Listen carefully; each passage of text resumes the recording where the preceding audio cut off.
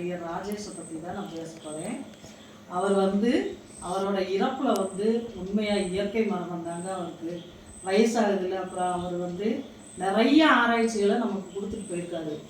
அதை பற்றி நீங்கள் ஆராய்ச்சி பண்ணுங்கள். அவரை அப்படி இறந்துருப்பாரா இப்படி இறந்துருப்பாரான்னு ஏங்க இந்த மாதிரி பாவத்தை போட்டு அவங்க டார்ச்சர் பண்ணுறீங்க? அவங்க குடும்பத்தில் இருக்கவங்களுக்கு எவ்வளோ மிகப்பெரிய மன உளைச்சல். அவர் நமக்காக எல்லாத்தையும் அலசி ஆராய்ச்சி கொடுத்துட்டு போயிருக்காரு. ஒவ்வொரு வீட்டுக்கும் அவர் டெய்லி போகிறது மாதிரி அவர் எல்லா ஒரு பொக்கிஷமாக நமக்கு கல்வியாக இருக்கட்டும், மருத்துவமாக இருக்கட்டும், ஜாதகமாக இருக்கட்டும், எல்லாமே அலசி ஆராய்ச்சி கொடுத்துட்டு போயிருக்காரு. அதை விட்டுட்டு எல்லாரும் அவரை எப்படி இறந்தார் எப்படி இறந்தார் எப்படி இறந்தார் அப்படின்னு சொல்கிறதுல என்னங்க கிடைக்க போகுது நமக்கு? அவர் விட்டுட்டு போனதை நீங்களும் ஆராய்ச்சி பண்ணுங்க.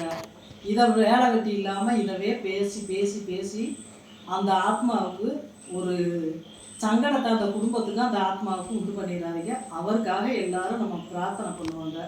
நன்றி, வணக்கங்க.